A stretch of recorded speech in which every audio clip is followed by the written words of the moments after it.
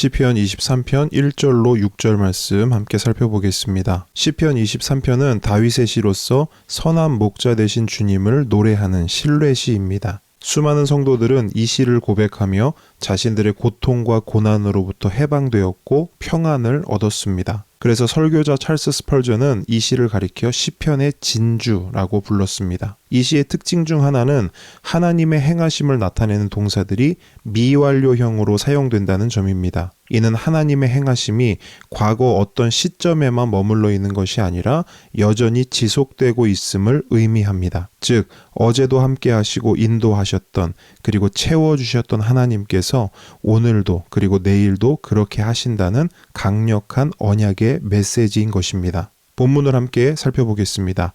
1절로 4절에서 다윗은 목자와 양이라는 친밀한 비유를 통해 하나님과 그분의 백성의 관계를 고백하고 있습니다. 소년 시절 다윗은 아버지의 양떼를 지키던 목자였습니다.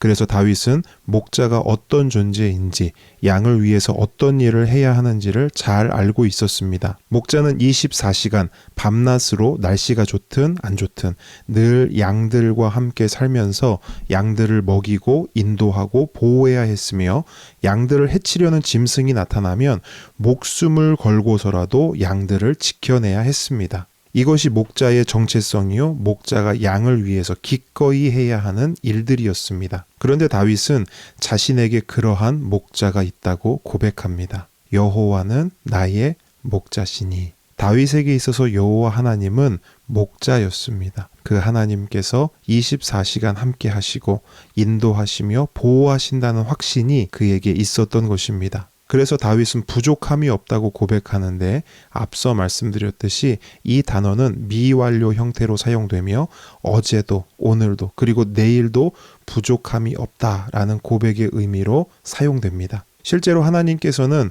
출애굽한 이스라엘 백성의 목자가 되어주셔서 부족함이 없는 광야 생활을 하게 하셨습니다. 신명기 2장 7절을 보면 모세가 이러한 고백을 합니다. 내 하나님 여호와께서 내가 하는 모든 일에 내게 복을 주시고 내가 이 큰 광야에 두루 다님을 알고 내 하나님 여호와께서 이 40년 동안을 너와 함께 하셨으므로 내게 부족함이 없었느니라 하시기로.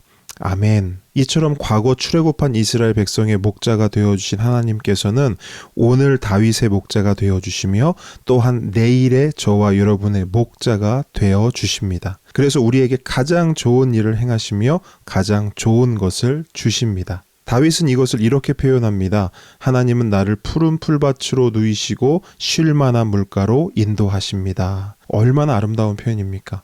잠시 눈을 감고 상상만 해봐도 마음에 평안이 찾아오는 그러한 표현이고 고백입니다. 하나님은 목자이시기에 양의 필요를 너무나 잘 아십니다.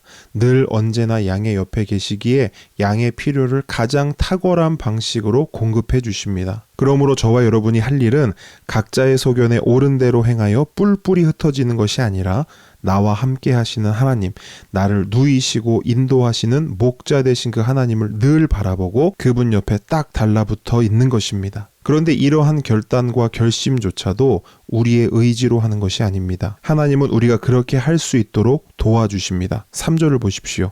하나님은 우리의 영혼을 소생시키는 분이라고 말합니다. 여기서 말하는 영혼의 소생은 회복을 의미하는 동시에 회개의 의미로도 이해할 수 있습니다. 하나님은 자꾸 옆길로 새고 다른 길로 도망가는 양을 잡으시고 회복하실 뿐 아니라 회개하게 하신다는 겁니다. 다시 하나님의 길로 돌이켜 하나님께로 돌아오게 하신다는 겁니다. 왜 그렇게 하실까요? 하나님은 자기 이름을 위하여 의의 길로 인도하시는 분이기 때문입니다. 양은 목자를 따라가야 합니다. 목자가 의의 길을 가면 양도 의의 길로 가야 합니다. 그런데 양이 자꾸 그 길이 싫다고 하면서 다른 길로 가려고 합니다. 그 길은 내가 원하고 생각했던 길이 아니며 내가 계획했던 길도 아니기에 내가 원하는 길로 간다고 말합니다. 그럴 때 목자는 어떻게 해야 할까요? 목자라는 이름을 걸고 그 양을 의의 길로, 옳은 길로, 바른 길로 인도해야 합니다. 그래서 목자의 손에는 지팡이와 막대기가 늘 들려 있습니다. 그것을 사용하여 양을 인도하고 보호하는 것입니다. 그리고 그 지팡이와 막대기는 양이 죽음의 골짜기로 가게 되어 그곳에서 죽게 되었을 때 가장 빛을 발합니다. 목자는 그 양 바로 옆에서 그 지팡이와 막대기를 높이 들어 양을 보호합니다. 그리고 바로 그때 양은 회개하고 정신을 차리고 돌아오며 이렇게 고백합니다. 내가 비록 죽음의 골짜기로 다닐지라도 주님께서 나와 함께 계시고 주님의 막대기와 지팡이로 나를 보살펴 주시니 내게는 두려움이 없습니다. 이러한 회개와 확신의 고백이 저와 여러분의 있기를 축복합니다. 5절로 6절에서 다윗은 주인과 손님의 비유를 통해서 하나님과 그분의 백성의 관계를 고백하고 있습니다. 시의 배경이 푸른 초장에서 죽음의 골짜기를 지나 풍성한 잔치집으로 바뀌는데 다윗은 그 잔치가 벌어진 집의 주인이 하나님이라고 표현합니다. 다윗은 그 잔치에 특별한 손님으로 초대를 받았습니다. 하나님은 그를 위해 독상을 준비하셨고 그의 몸에 묻은 먼지와 때를 씻기 위한 신선한 기름도 준비하셨습니다. 그리고 이러한 환영의 하이라이트는 이 모든 일들이 다윗의 원수들이 보는 앞에서 이루어지는 것입니다. 다윗의 입장에서는 정말 멋지고 통쾌한 장면이 아닐 수 없습니다. 그래서 다윗은 이렇게 고백합니다. 내 잔이 넘치나이다. 또한 다윗은 이렇게 확신을 가지고 선포합니다. 저는 이제 두렵지 않습니다. 왜냐하면 하나님의 선하심과 인자하심이 내가 사는 평생에 나를 따를 것이기 때문입니다. 나와 함께 하실 것이기 때문입니다. 그래서 저에게는 한 가지 소원이 있습니다. 그것은 바로 여호와의 집에 영원히 거하는 것입니다. 영원히 나의 선한 목자 되신 그 주님과 함께 나의 인생을 걸어가는 것입니다. 다윗의 이러한 멋진 고백이 저와 여러분의 삶 속에서도 고백되고 선포되기를 축복합니다. 자, 오늘 말씀을 정리해 보겠습니다. 시편 23편을 읽으면 우리는 자연스럽게 예수님을 떠올리게 됩니다. 예수님은 자신을 선한 목자라고 소개하셨고 선한 목자는 양들을 위해서 목숨도 버릴 수 있다고 말씀하셨기 때문입니다. 그리고 실제로 예수님은 자신의 양들을 위해서 죽으시고 부활하셨습니다. 그러므로 예수 그리스도를 나의 구주요 나의 목자로 믿고 고백하며 살아가는 자들은 예수님의 인도하심을 받으며 살아갑니다. 그 인도하심은 선하십니다. 그 인도하심은 인자하십니다.